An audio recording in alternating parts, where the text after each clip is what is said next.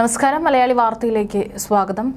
യുദ്ധത്തിന്റെ ഭീതിയിൽ അല്ലെങ്കിൽ അതിന്റെ അതിഭീകരമായ കാഴ്ച കണ്ട് ഇപ്പോഴും തങ്ങളുടെ പ്രാണന് വേണ്ടി ഓട്ടത്തിലാണ് ഗാസയിലെ ഓരോ ആളുകളും.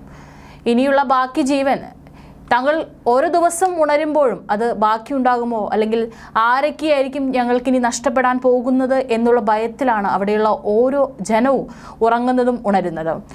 ഞങ്ങൾ പേടി സ്വപ്നത്തിലാണ് ജീവിക്കുന്നത്, എന്നെങ്കിലും അതിൽ നിന്ന് ഉണരുമെന്ന് പ്രതീക്ഷിക്കുന്നു. തെക്കൻ ഗാസയിലെ റാഫ നഗരത്തിലുള്ള ഒരു തകർന്ന കൂടാരത്തിൽ താമസിക്കുന്ന പലസ്തീനിയായ അബു ഇബ്രാഹിമിന്റെ വാക്കുകളാണിത്.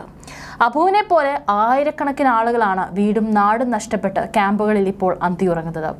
ഓരോ പുലരിയും ഇനി കാണുമോ എന്നറിയാതെ ഇടിക്കുന്ന നെഞ്ചോടെ എന്നെങ്കിലും സ്വന്തം വീട്ടിലേക്ക് മടങ്ങാൻ കഴിയുമെന്ന പ്രതീക്ഷയോടെ നിസ്സഹായരായ ആയിരക്കണക്കിന് ആളുകൾ.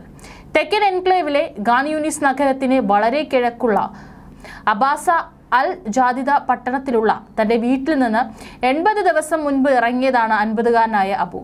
ഇതിനിടയിൽ നിരവധി തവണ പല ക്യാമ്പുകളിലേക്ക് മാറി. എൻ്റെ കൈകളിലേക്കും കണ്ണുകളിലേക്കും മുഖത്തേക്ക് നോക്കൂ. കടലാസ്, വൈക്കോല്, നൈലോൺ എന്നിവയല്ലാതെ തീ കത്തിക്കാൻ വേറെ മാർഗങ്ങളില്ല. അവയിൽ പുറത്തു വരുന്ന കറുത്ത പുക എൻ്റെ കൈകളും മുഖവും കറുപ്പിക്കുകയും എൻ്റെ കണ്ണുകളെ പൊള്ളിക്കുകയും ചെയ്യുന്നു. തൻ്റെ കുട്ടികൾക്കും ഭാര്യയ്ക്കും ഭക്ഷണം പാകം ചെയ്യാൻ ശ്രമിക്കുന്നതിനിടെ അബു പറഞ്ഞു.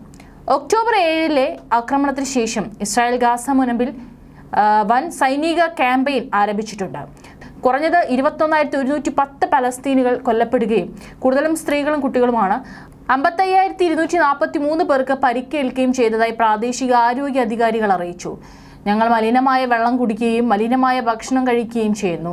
ഞങ്ങൾക്കതറിയാം, കാരണം ഞങ്ങൾ പ്രധാനമായും നൈലോൺ ഉപയോഗിച്ചാണ് പാചകം ചെയ്യുന്നത്. ഇതുമൂലം ഭക്ഷണത്തെ കറുത്ത പുക മൂടുന്നു, അദ്ദേഹം പറഞ്ഞു. ഞങ്ങളുടെ കുട്ടികൾക്ക് ഭക്ഷണം നൽകാൻ ഇതല്ലാതെ വേറെ വഴിയില്ല. ഇതൊരു സ്വപ്നമായിരുന്നെങ്കിൽ അതിൽ നിന്ന് ഞാൻ ഞെട്ടി ഉണർന്നെങ്കിലെന്ന് ആഗ്രഹിക്കുന്നു. ഓരോ നിമിഷവും അത്ഭുതപ്പെടുന്നു. ഇതൊരു സ്വപ്നമാണോ യാഥാർത്ഥ്യമാണോ?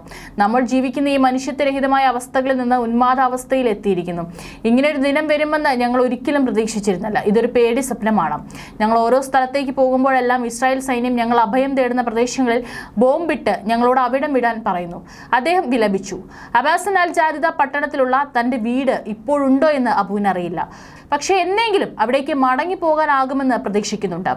ഭവനരഹിതമായ ജീവിതം ഉപേക്ഷിച്ച് എൻ്റെ വീട്ടിലേക്ക് മടങ്ങാനും ഒരു സാധാരണ മനുഷ്യരെ പോലെ ജീവിക്കാനും ഞാൻ ആഗ്രഹിക്കുന്നു, അബു പറയുന്നു. തുണി കൊണ്ടും നൈലോൺ കഷ്ണങ്ങൾ കൊണ്ട് തീർത്ത കൂടാരത്തിന്റെ ഒരു മൂലയിൽ അബുവിന്റെ ഭാര്യ മക്കളെ ചേർത്ത് പിടിച്ച് ഇരിക്കുന്നുണ്ടായിരുന്നു. എനിക്കിതൊരു പുതിയ സാഹചര്യവുമായി പൊരുത്തപ്പെടാനോ വിശ്വസിക്കാനോ കഴിയുന്നില്ല. ഞാനൊരു പേടി സ്വപ്നത്തിൽ ജീവിക്കുന്നതായി എനിക്ക് തോന്നുന്നു. ഇതാണോ ശരിക്കും നമ്മുടെ ജീവിതം എന്നാണ് അവിടെയുള്ള ഓരോരുത്തരും ചോദിക്കുന്നത്.